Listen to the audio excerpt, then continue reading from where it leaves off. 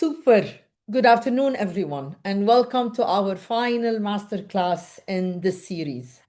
Honestly, when we started this, we didn't really know where would this lead us and how long we would be running our masterclasses with. The world fell over our heads on the 28th of February, and Les Roches and HSMAI thought, let's do something meaningful for the community, for the region, and for our industry.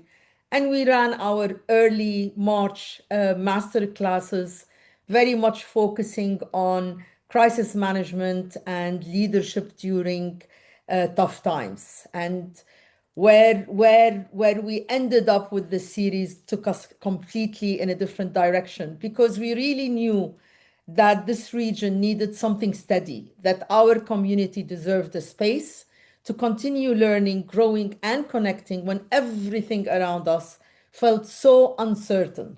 But that uncertain is now something super from the past. And now that certainty is finally finding its way back to our lives, I would love to once again test your positivity barometer. So take 1 second, please, and tell me or tell us how are you feeling today and where are you with the positivity barometer? It's anonymous, so you can just put any number that you actually feel, even if sadly it is one.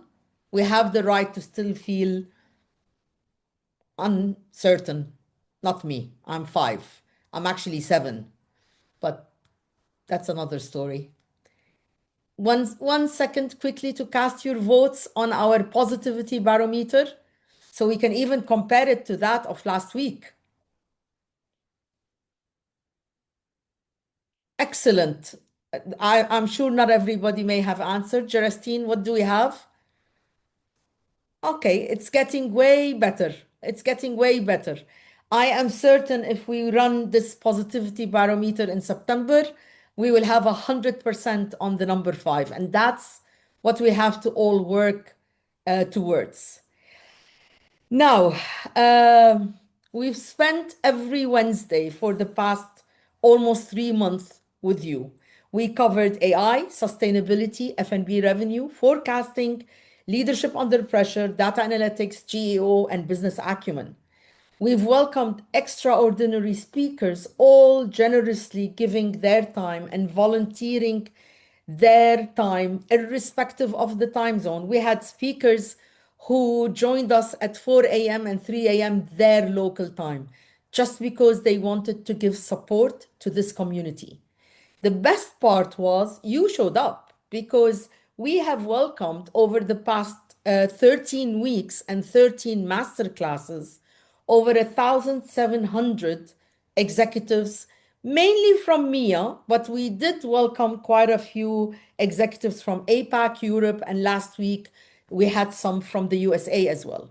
You were asking sharp questions, sharing experiences, and treating this series as something really worthy of your time because time is our very expensive commodity these days. So it feels only right that we close this chapter and we close our masterclass series by actually going back to fundamentals. It is my pleasure, therefore, to welcome Dr. Scott Dahl, a hospitality executive and an educator with over 30 years of experience in revenue management, sales, and digital marketing. Named HSMAI Corporate Revenue Optimization Professional of the Year, Scott has held senior leadership roles across major hotel groups and now is teaching in Les Roches, bringing a great blend of real-world expertise and academic insights to our session and to the classroom. Today's session, Back to Basics before the bounce back, and we are bouncing back, is surely the perfect way to bring this series to an end. And I hope you will join me agreeing to that. Before I leave the floor to Dr. Scott, 2 things actually. I'm covering my mouth because I had anesthesia, so my mouth is all looking so funny. So if I look funny, it's because of my anesthesia. So I apologize for that. Didn't want to put my camera off. So that's the funny note. Now we go to the housekeeping notes. As usual, feel free to ask questions anytime throughout the session. We don't have a Q&A allocated time, so feel free to ask your questions anytime by either raising your hand, and when we see your hand raised, we will activate your audiovisual so you can directly ask Dr. Scott your question. Alternatively, you can just type for me the question in the Q&A, and I will ask Dr. Scott the question on your behalf, as I will be his voice of God throughout the session. With that said, I will say, Scott, welcome to our last series, last masterclass, and I leave the floor all to you. Thank you. Thank you. Thank you very much, Mona. First of all, I think you sound fine. You don't look funny. Second of all, if I look funny, I have no excuse. It's only because I look funny. And the other thing that I wanted to mention before we even get started, as Mona mentioned, please interrupt me. I'd love for this to be as interactive as possible. It's definitely about some basics. And so in many cases, many of you are going to be very familiar with what I'm getting ready to speak about, but I think some of the discussion that might come from that would be really valuable too. So let's go ahead and get started. I'm assuming you can see my slides and everything. Excellent. All right. So we're going to talk about some of the basics, some of the things that we need to make sure that we have in place as business starts to return.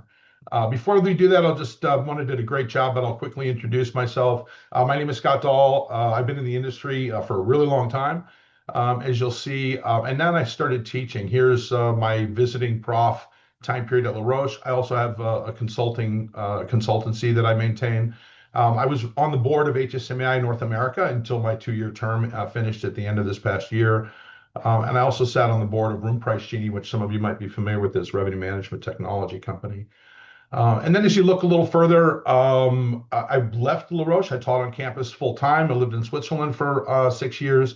I went back to the U.S. and as Mona mentioned, I had the really great fortune of being selected in 2023 as HSMAI North America's Revenue Optimization Corporate Professional of the Year. And then you'll see a lot of revenue management leadership positions. I taught at EHL, if you're familiar with that school as well. I ran revenue management for Apple Leisure Group. That's the group that Hyatt recently purchased and built their all-inclusive portfolio around. Again, revenue management leadership positions, revenue management leadership positions. And then this is the page I'm probably most proud of. You can go all the way back to 1986 and 1987, and you can see that I started in housekeeping. So although I was very fortunate to be in the business when revenue management started to separate itself as a discipline, and I really caught on with that, I still consider myself to be a hotelier. My wife is retired now, but she was in the business. We still put 2 waters on the nightstand when people come to visit. So as much as I like the commercial side of the business, I love the hospitality industry, to be honest with you. And so what does that really mean? Quite frankly, all that stuff. Well, the point is the gray hair that I think you can probably see me. Hopefully you can see me. The gray hair in my beard is not a prop. It's not a costume. I've been around for quite a while and I've seen some major cycles. A very big one in 2001, there was a global travel disruption. Many of you may be familiar with, although probably many of you were not working at that time, big financial crisis in 2008, 2009. And then, of course, COVID we recently had, which was probably the most disruptive of all of those. And the point is that there's a cycle, pretty much the same things happen. I'm quite certain that all of you, even though you were doing it very begrudgingly, all of you dropped your rates when business started to go away. And so you're all kind of in that same situation. And now how are we going to come back? How are we going to bounce back? And so the point with this is we've had some experience with it. We know some of the things that are going to take place. And perhaps the biggest one that I would tell you is the recovery is not democratic. The recovery happens very different at different hotels based on your approach to it. And there's some key components that we're going to talk about today, the key learnings. So I really broke it down into four kind of categories that we're going to dig into in a little bit in depth in each one. But the first one is going to be driven by demand management, not by rate increases. Okay, so business is going to start to come back. The tendency is going to be to manage it like we used to when we had more peaks than we had valleys. We're going to drive rate. We're going to drive rate in those time periods. But the reality is it's much more important to approach those initial spikes in demand as looking at this as an opportunity to plant seeds for your long-term recovery. The customers that are coming in that are bringing new business, they're new customers to your market. You have an opportunity to teach them anything about your hotel. And I personally think one of the most important things during that time period is that as soon as we have a tiny opportunity, we're not going to gouge them. We're not going to take advantage of that. But there's other ways that we can maximize or optimize our revenue besides just increasing price. And one of the things that's taken place over time is most of the technology that we rely on to do this function has gotten away from some of these other things and is more focused on changing the retail price point because that's what can be most easily managed with algorithms. And so the technology has driven us away from the basics on this a little bit, and we'll talk about that some. The next one is we're in a perishable inventory. Don't forget that, it's super important. Okay, and those initial gains, they're going to come from selling more rooms, not from incremental price increases on the business you have. If you think about it, if you can raise your price 20%, you need to raise your price 20% on 5 rooms to simply make up the difference of selling one more at that previous price. So we're going to make sure we're going to honor the perishability of the industry as a focus. And we're going to make sure that we use some other stuff like availability restrictions and things that we'll talk about to manage those spikes as opposed to simply managing them with price, because that doesn't really work out for us. The next one for events, this is really, really old school, but it's not what you book, it's what you move. So get your sales team ready to understand how to price business and give them the tools so that they can understand how to make that business most work for your hotel. Because the reality is a lot of times with event business, unless you're a convention hotel, that event business is best if it falls in the time periods when you're not able to fill the rooms with your core market segments, of course. And finally, don't let today's booking block tomorrow's opportunity. When it comes to function space, the worst thing in the world is to have someone inquire about a big conference and someone has sold the ballroom for a training event on Wednesday in the middle of it all, and as a result, you can't take it. So how do you put processes in place so that you can be flexible and take the most business possible, but at the same time, preserve some inventory for that higher rated business and understand where's the best place to trade that off. So those are the 4 things we're going to talk about today in a little more depth. Okay, and really the reality is this is what we want to kind of understand, from a revenue management perspective, when demand exceeds supply, right, when the hotel is going to sell out, we want to maximize our shoulder day occupancy, first of all, I think, and then I think we want to make sure we have the best mix of business in the hotel, right? So in other words, it's really not going to be so much about driving price right now. So all right, and another way to look at it is this way, right? Here's a forecast, a booking curve. This happens to be a 100-room hotel in the example.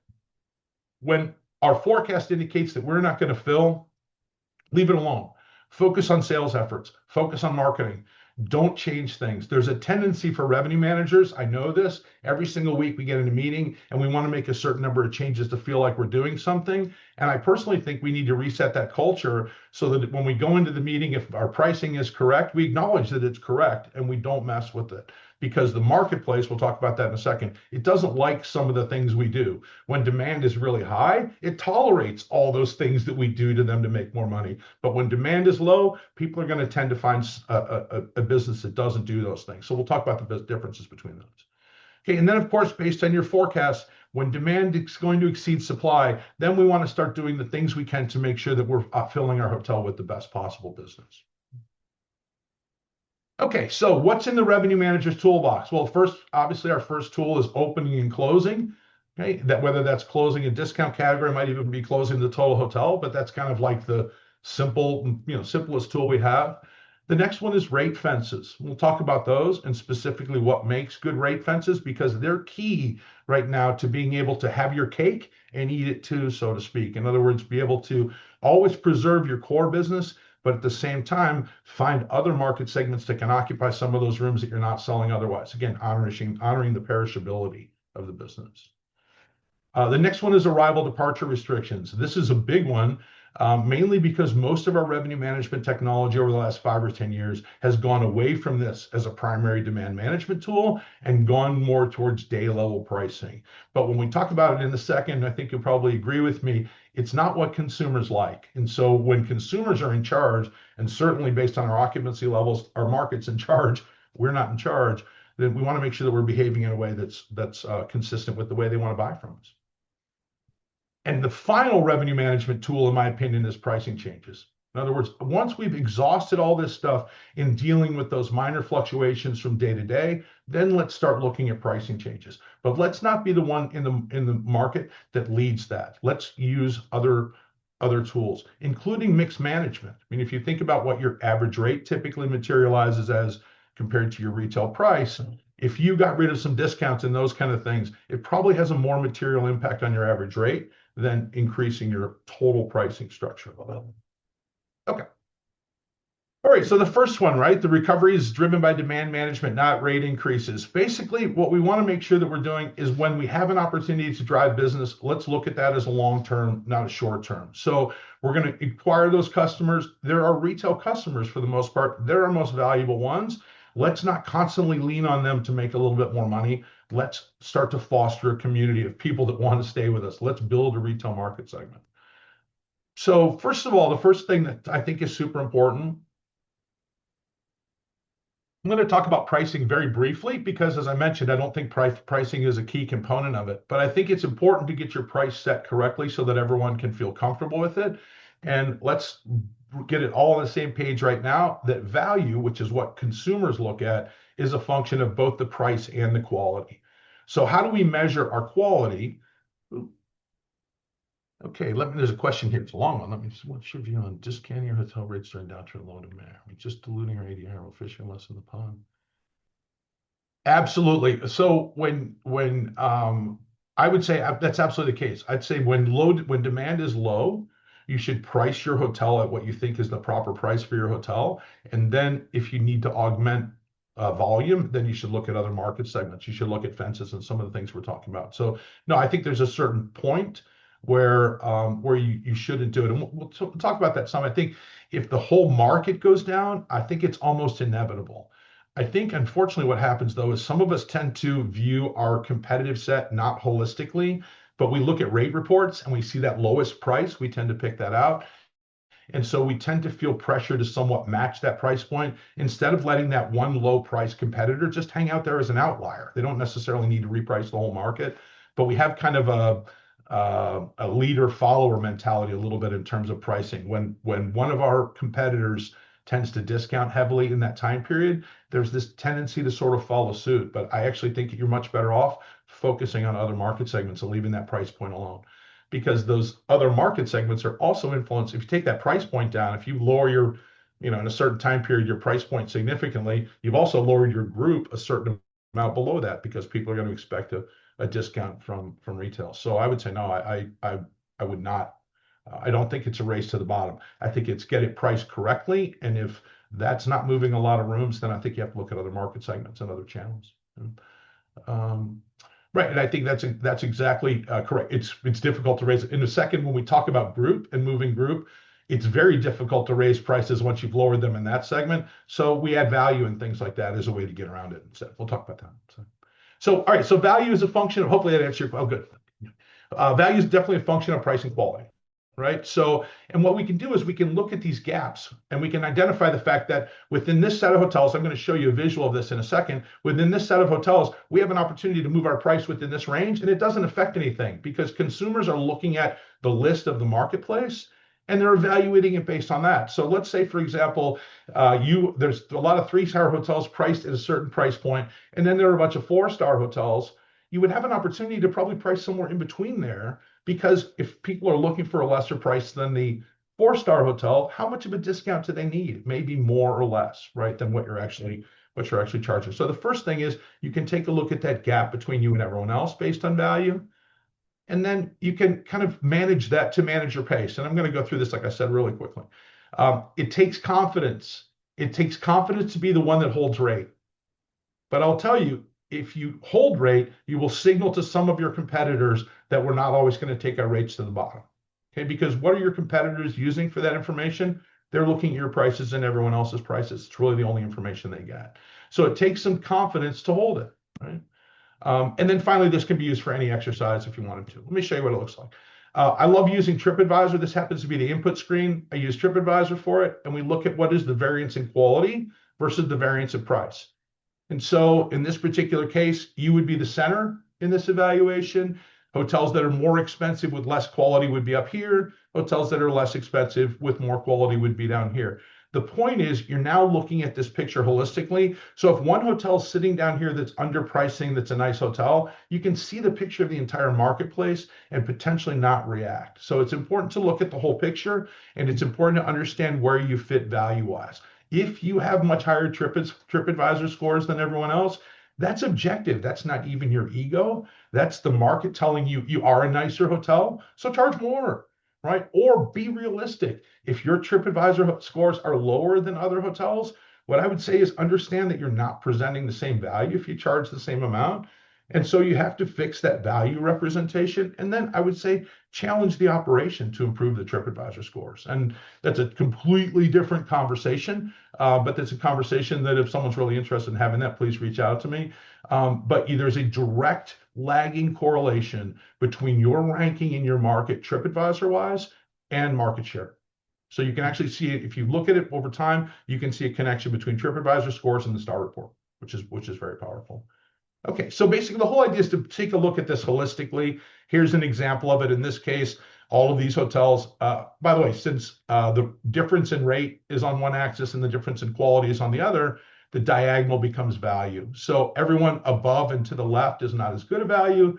Everyone below and to the right is a better value than us. In this particular analysis, you can see all the hotels are above and to the left. So effectively, this hotel is choosing to price itself as the best value in the marketplace.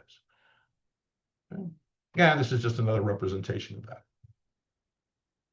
Okay, you can kind of see where folks fall. Okay, but the point is, get it right, be comfortable with it, and then don't continue looking at it. I've almost thought about putting a slide in here of a chef checking a souffle. If you look at the souffle too often, it's not going to be successful, right? This is something we want to set it, and unless there's a reason for it to change, which is market-based, your customers, if you run 20% occupancy or 80% occupancy, they don't see the difference. They see a room available. So when you start to drive your occupancy up more, unless the rest of the market is also experiencing the same thing, there's no signal that says you're worth more, right? It's the same signal. So what I would say with retail is get it set properly and then use it as the basis for everything else and leave it alone. Market towards it, drive business to it. Okay, a little bit about elasticity, of course. If you think everyone, I think, understands elasticity, when we charge more, we sell fewer. When we charge less, we sell more. And how that comes into play really in this situation is, if you look at this positioning of a hotel, this is us under normal circumstances. In a period of higher demand, if we raised our prices, right, we would become effectively a lesser value and we would become more selective. This is not the time to become selective with your retail customer, right? It's not the time. And the other one is when demand is lower, you can lower your price and sell more. And I would say you're probably sitting at the bottom threshold of what you should lower it to. So that probably doesn't come into play very often as well at this point. But that's how we manage it in a much more high demand time period, right? That's how we've traditionally managed it up until now. We're used to a couple sellouts a week. We're turning people away. There's all kinds of business in the marketplace that's unconstrained demand for us. That's not the case anymore, right? We have to make sure that we position ourselves the way people want to see us. Okay. And then always remember, right, when you lower your price, and this goes back to that question, right, you have to always think of the opportunity cost because your existing customers will always gladly pay you less. So every single one of your existing customers, however much less you're garnering from them, you have to make that up with new customers just to break even, right? So always consider the opportunity cost of lowering your price, which is a big component with this too, because I think what we find is in this crisis time period, we lower our prices and we shift business around, but we don't cause any more business to travel. And so as a result of it, we're basically just taking a RevPAR out of the marketplace when we do that. Okay. All right. So set it and forget it, basically in the retail price. Okay. The next one, right, is that inventory is perishable and the biggest revenue gains are going to come from selling more rooms. The hotels that I had success that were successful after these downturns, they ran an average rate index in the 90s and they ran occupancy indexes in the 120s, 130s, 140s, 150s. So that says I'm potentially selling on average to a slightly lesser customer than the majority of my competition, usually because of mix, usually because we found some discounted segments underneath, but we are absolutely killing them on the occupancy side. In other words, we're honoring the perishability in the industry. It's a perishable industry. There's way more money to be made up to a certain point. I mean, I know the conversations about wearing out the carpet, when you're at 95% occupancy, sometimes that last 5% costs you to get that because you have to chase it. But when you're sitting at 30 to get to 50, clearly it's all about incremental occupancy and all about perishability. Okay, so we talked about opening and closing. We all understand that one, right? That's the easiest control that's within our power. So I'm going to skip over to the next one. And the next one's rate fences. And maybe, I'm sure you're all familiar with them, maybe not by this definition, but rate fences are basically rules and restrictions that let our customers segment themselves. Right? So in other words, we have the ability to have our retail business and have our cake and eat it too, right? We can now open up another segment. And if we create the proper fence, then the retail customer doesn't buy that discount. They don't buy that discounted rate. So that allows us to bring in more volume and still preserve our most important customer. Okay? So certainly you're all familiar with these, happen to be airline examples, but think about how the airline industry uses fences, right? All the way from not even getting frequent flyer miles and things like that, up to the ability to change and cancel without a fee. And this is actually a couple years old, but if you look at the price, it's still pretty much the same. That really, really discounted rate with no rights is usually a half or a third of what it would take to have the full ability to change and cancel. And people understand fences as long as they're logical. So, and why do we do it? Well, because if we charge one price, we can't make as much money. And this is a pretty interesting example using geometry. But if we charge one price, and this happens to be an interesting currency, the average rate is 4,000 of whatever that unit is. But if we charge one price, you can see we leave some money on the table from those that will be willing to pay more, and we leave some occupancy on the table from people that can't afford us. Whereas if we can use multiple prices, then we can capture those same customers, but we can also capture the higher rated piece, and we can also capture the incremental volume. And if we use those fences effectively, we don't have to worry about people trading down, if you will, from a higher rated segment to a lower rated segment. So why do they work? Well, they let us segment those customers. Okay. They also create a positive perception. You're not telling people that they can have something. You're actually telling people that they qualify for something special. And people like that. Okay. Someone once told me recently that the definition of luxury is all the things that I can get that my friends can't get. Okay. So it has to do a lot with that. But still, we're offering them, if you're offering, for example, special corporate rates would be a fence, right? You have to work for a certain company. All of a sudden, the people that work for that company feel like they're getting something special as a result of that. Okay. They can also be called hurdles and restrictions, but as long as they're rational and fair, people accept them. Okay. So what are the risks? Sometimes they can be too complex, right? Sometimes they can even be illegal. In the United States, it's been determined a couple times that some geographic segmentation effectively segments people by race also based on where people live. And so it's been challenged as even being legal. So we have to be careful with some of that fencing. Every once in a while, a higher rated customer might actually qualify. Okay, the higher rated customer might be a member of some organization and they qualify. It's occasional that we get someone that slips through the fence, if you will, or trades down. You can make it too complex. And sometimes it doesn't work in your different distribution channels, right? Depending upon what your requirements are, for example, with your OTA agreements, sometimes the OTAs don't have a rate plan that matches exactly what you're putting together with a fence, which is good sometimes and also difficult, right? But those are some of the risks. So what are the fences? Here's a whole list for us, different fences. I'm just going to highlight a couple of them. First of all, product fences would be things like suites and club level. I have a typo there. We'll talk about using club level and suites as a revenue optimization tool in a second. Clearly, packaging is a fence, right? People that are not interested in the components of the package will not buy the package. People that are interested in the components, typically because of the way we build the package, will see a value. So you have some customers attracted to the package and some not. Okay, service levels, right? Concierge levels and butler service and those kind of things. A big one for us fence-wise is the transaction characteristics. And those are really, really big from the perspective of advanced purchase, cancellation, lead time, and those kind of things have a big piece in terms of the ability to use those as a fence. Okay, for me personally, I don't save the company money when I travel for the company because sometimes they ask me to change and it becomes very difficult for me to deal with the change fees and those kind of things. So I actually pay a little bit more so that I can have the flexibility when I travel. But when I travel on leisure, my wife and I, for the most part, have complete control of our time. And so on leisure, I'm willing to accept non-refundable and all kinds of terms like that because I know I'm going to go. I'm certain I'm going to go. So those different characteristics, you might even fit into a different market segment personally based on what the purpose of your travel is. Right? The next one, and this is one we're going to talk about quite a bit, the consumption characteristics, or as it says, duration there. But for us, that's length of stay. Right? And we're going to primarily utilize length of stay to manage those small spikes in demand in order to optimize revenue. Okay?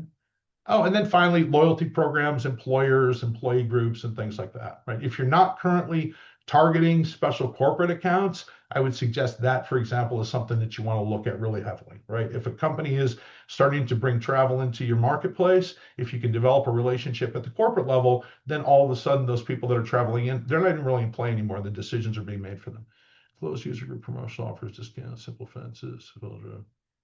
That's absolutely what we're talking, right? And so when you say close user group, that's in effect how we close it is by putting a fence around it. That's exactly right. Okay, so proper filter is the backbone of segmentation, right? If you just have a bunch of prices, I mean, probably not many of you were in the business then, but it used to be people called our reservations office. We quoted a retail price. If they resisted price, we put them on hold. We waited 15 or 20 seconds and we said, I just talked to my manager and he said I can offer you a super saver rate. But now that 95% of our transactions take place online, both of those rates would need to be sitting right next to each other. Who's going to choose the higher of the two rates, right? So it's important now that we use fences and those kind of things in order to be able to have actual segmentation. Okay, any questions on that, the fencing piece? All right, cool. All right, let's talk about capacity controls now. So first of all, stay controls, they're not behavior changers. If we use a 2-night restriction on one night and a customer calls for one night, we tell them we're full. Okay? If they look in the reservation system, which most of our customers do right now, they just simply won't see availability. Okay? So it's not like we're saying, hey, you have to stay 3 nights. We're using it to filter through. So remember my booking curve example in the very beginning. We're only going to do this if demand exceeds supply. Otherwise, we're going to focus our efforts on the commercial side of things and get as many customers as we can. But this is the first place that I would start filtering. Okay?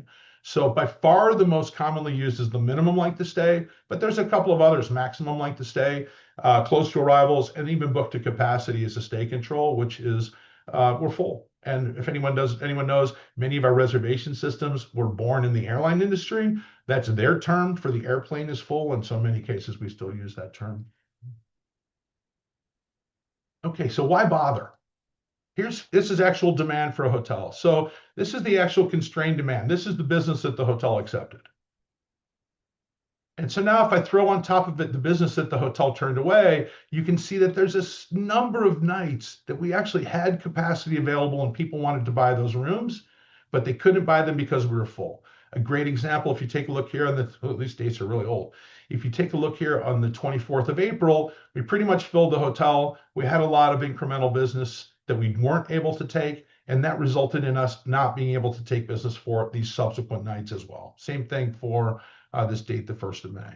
So if we had controlled our inventory better and we'd been more selective about how we sold rooms on this peak night, for example, the idea would be that we would preserve inventory for these other days. So most likely what we did is we raised our prices. Demand was strong enough on this one night. People paid them, even though they didn't think they were getting a good value. And unfortunately, then we peaked on the one night and it left rooms on the table for the rest of the time period. Okay. Okay, so here's a scenario in that case, right? So let's say you have a hotel that normally sells a $249 best available rate or retail rate. There's some kind of a special event and everybody's raising their rates to $349, in that area. And you could probably do the same if you wanted to.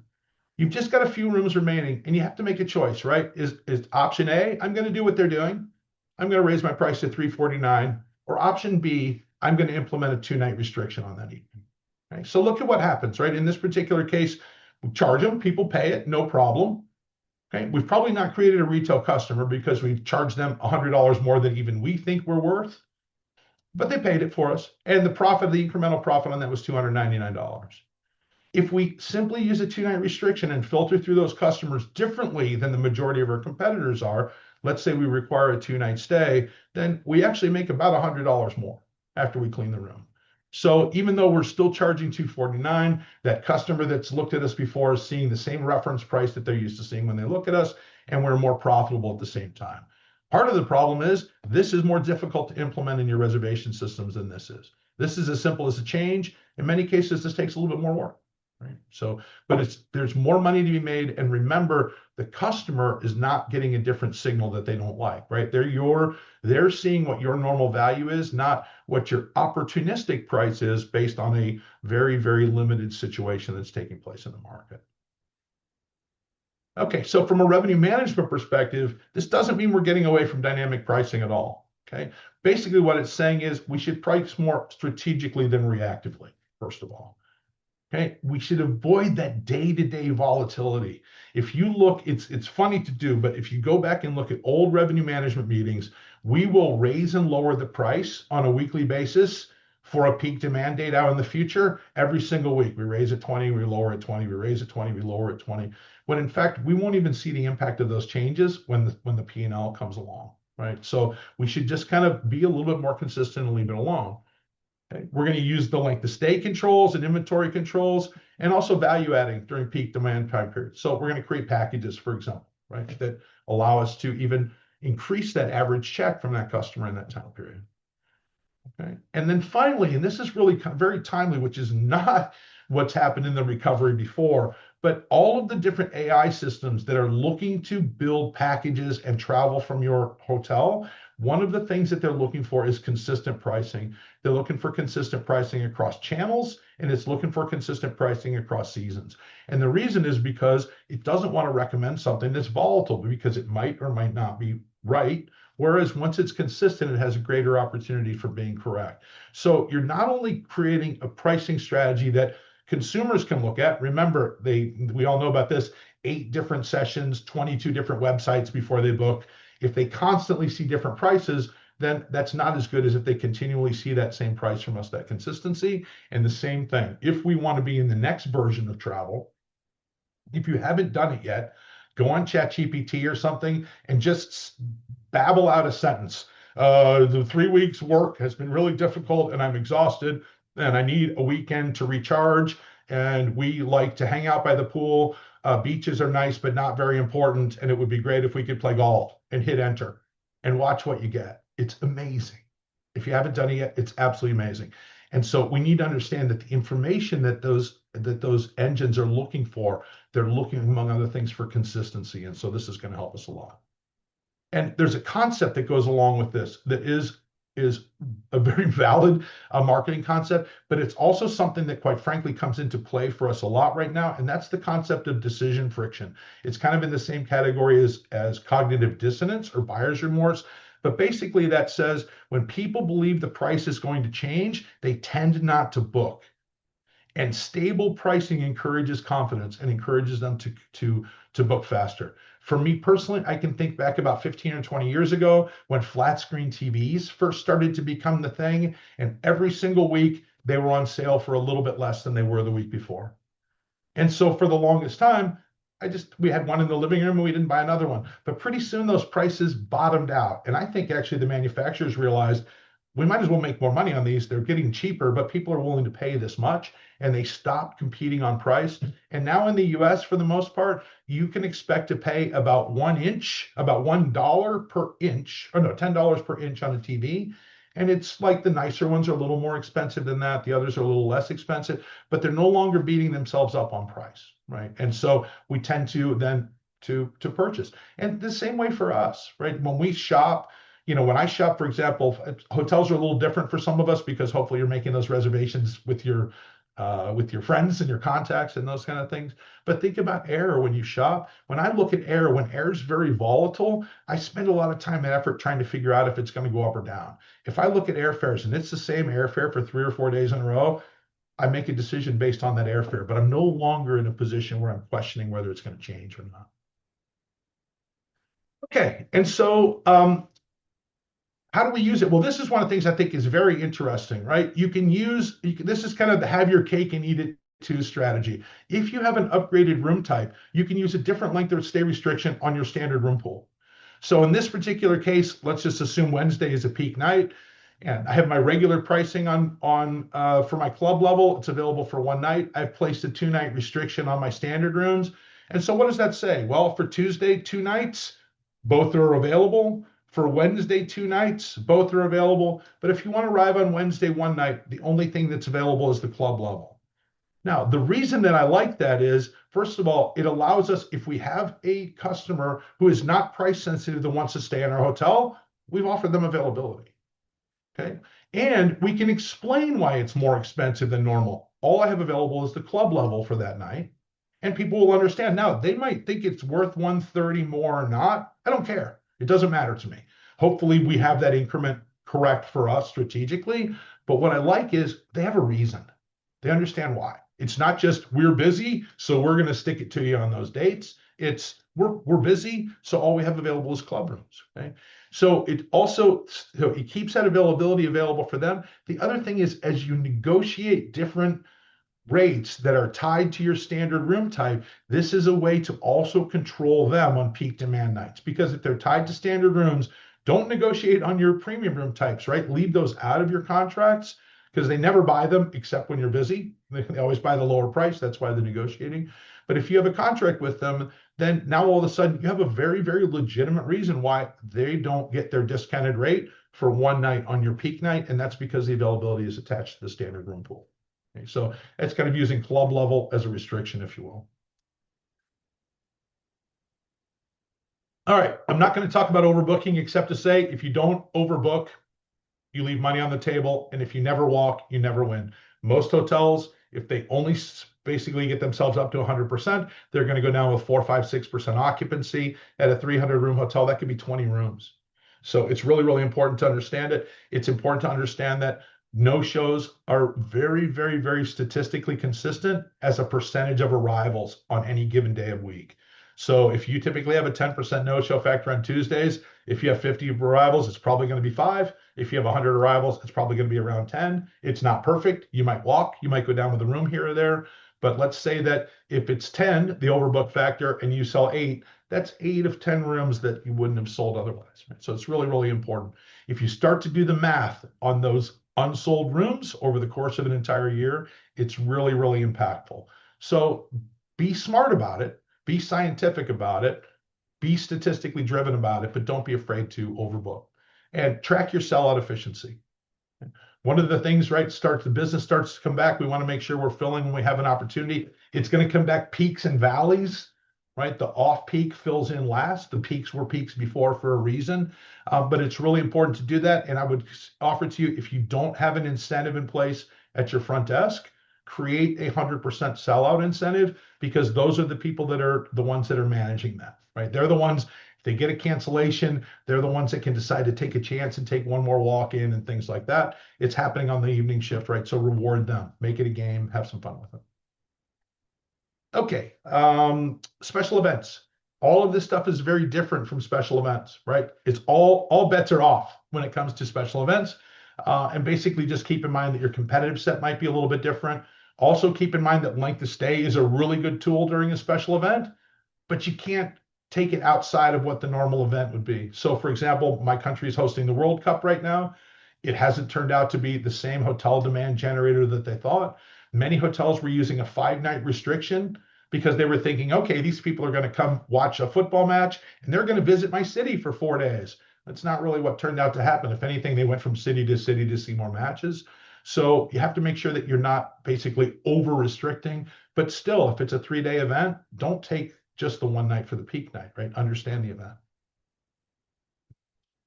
Okay, the third one for events, it's not what you book, it's what you move. I'm sure you've probably all heard that. So let's kind of jump right into it. But basically, I think that the best way to present this is with the MAR rate strategy. So group minimum available rates. When you have an opportunity, we're going to talk about value adding. This is not about quoting lower prices now, but this is about signaling to your sales department what's the most attractive place for that group to go. Because I love the group market segment because we have a relationship with them. We can have a discussion with them. Our transient customers, they basically look at a screen and they book, they react to our strategy, but we get real feedback from group customers. Okay? So some other things we'll talk about, seasonal menus and space release, we'll talk about that in a moment. And then, of course, you want to take a look at larger groups based on their contribution. We call it a profitability analysis or sometimes a pro forma. But the easiest way to think about it is do your forecast with the group, do your forecast without the group, and whichever one makes more money is your decision. Right? So let me show you some examples. Right. So basically, right, it's not what you book. Here's the customer's dates they want to come in. This happens to be from Duetto, for those of you that are familiar with Duetto. But we've got some dates that we're currently projecting to full. Those are their preferred dates. If you look 2 weeks later, it's much more attractive for us, right? So this would be much more profitable if we could book the group here and the customer wants to come in here. So really, it's not what we book. We can take them here, right? It's what we move. Do we put them where we need them? Okay. So how are we going to, similar to what we were doing with length of stay, right? Although we're going to use price to signal it. So in this case, here's our current reservations on the books for a set of dates for a time period. Looks like a couple of weeks. And you can see our retail prices fluctuate from $219 during the week and $129 on the weekends. Okay, and now here's my forecast. So you can see Tuesday, Wednesday, I'm going to fill. Looks like Thursday I could fill if I do a good job. Weekends I don't fill typically, even with my forecast. So now what I've done is I've set those MAR rates based on the criteria that we would talk about. Any place from 60, which is in the case of this hotel that's very aggressive, it's 2 times their cost per occupied room. So they're being very aggressive with their minimum available rate on Sunday nights because they never fill on Sunday. And you'll see that they have MAR rates that actually exceed their retail price on their peak nights because they don't want any one-night business on those days, right? So the idea would be you're looking at your peak, right? You want to make sure that you help people understand that those where the peaks are, where the valleys are, and that way your sales department can see it. And so how do they react to it? I'll show you. So here's a first exercise, or first kind of a example. Let's just say that you've got an inquiry for a 3-day training program. It's got to meet Monday through Friday at some point. It's 20 rooms a night. It's got to travel in March. This happens to be March, which is good. And they're looking for the best offer. So as we start to look, right, we first of all, the first set of dates, right, if we were to look at it, and now we can just kind of scan the calendar. And what I would say is I've often produced this calendar manually, although Delphi can hold it. A lot of the other reservation systems can hold it. But almost think of making your fingers 3 days apart and scanning along to see what you can find. And if you run along through the whole thing, right, what you arrive at is, in this particular case, if they have to meet Monday, Tuesday, Monday through Friday, then we could do a Sunday arrival, Wednesday checkout, and that would be the lowest price. And then we just take the average. Okay, so this is our walkaway rate. We're not quoting it yet, okay? But this is our walkaway rate. What is it signaling to the sales department? This is by far the most attractive set of dates for us if you can secure that piece of business. Okay, if we look, other dates, you're going to see MAR rates well above that number. They're not even going to be attractive for the group, right? But it's signaling to the sales, when do we want to get it? And think about what that conversation sounds like, right? So in this particular case, they've said they're flexible, but we should ask our customers, are your dates flexible? Guess what? You're going to get a lot of funny answers when you ask that to start out. A lot of people are going to say, well, no, I called you about this day. Hopefully they'll even say why. Some might say yes, but it's really, really important to educate them. You just tell them, okay, I understand that your dates aren't flexible this time, but in the future, if you call me a little bit sooner, sometimes we can work together to find a set of dates that's very, very attractive for both the hotel and for your company. Right here. Here's the best available dates. And you're signaling to your sales office, right? You're signaling to them. They can do this while they're on the phone. They don't have to put it on hold. Well, they might maybe to put it on hold to figure it out, but they certainly don't have to take a message and call back. Speed to market. You can have a conversation with them very quickly. All right, value adding. So let's talk about value adding, right? Value adding in hotels, right? We want to add benefits and services, experiences, right? Without relying on discounts. This is that price point, the question that happened very early on. Let's not show them the lower price. Let's give them something. That's okay. Right? So it's going to protect our rate integrity, right? It's really, really good from a perceived value, right? Think about it. If we give them $100 food credit because they move to a day that we want, well, that only costs us $30. So the customer's perceiving a greater value, and the customer's perceiving that they're getting something that's exclusive and different. Okay? It's a great closing tool with repeat customers. Okay? So think about that. So basically, in this particular case, I'm going to show you an example. It's okay, I do have rooms available for your primary dates. However, if your dates are flexible and you could come 1 week later, we would be willing to sponsor your coffee breaks. Oh, well, okay, that's pretty interesting. I can't do it this time, but maybe I'll call you next time. I promise you, if you create a discipline in your sales office with that, over time, you will eventually have people calling, asking you for the best available dates.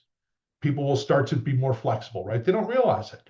Right now, because of availability being everywhere, lead time is going to be very short. And the only thing that makes lead time longer is when we start running out of rooms, right? When people call and they can't get what they want. Right? All right, so value adding, right? Even cancellation terms. All right, so let's use an example here. Another example. This one I'm going to ask you actually to give me what your answer would be. But let's say you get an inquiry from an important repeat clients, right? They usually go somewhere else if you charge them more than $250 a night. They're looking for March 9th and 10th for a board meeting. The dates might be flexible, but the day of week is not. So that means we're going to be looking for, let's see, the 9th and 10th, the 10th and 11th is a Wednesday, Thursday. So we're looking for Tuesday, Wednesday nights, right? So what would you quote? And go ahead, I think we've got a poll. I'm curious to find out. So here are those dates, but then go ahead and look and see if you can find other alternative dates as well. So I'm curious, what would people quote if you were going to value add, try and shift this business?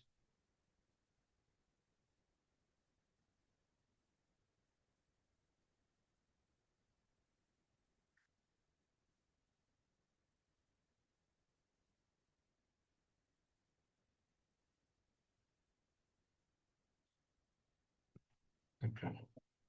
Are we seeing any?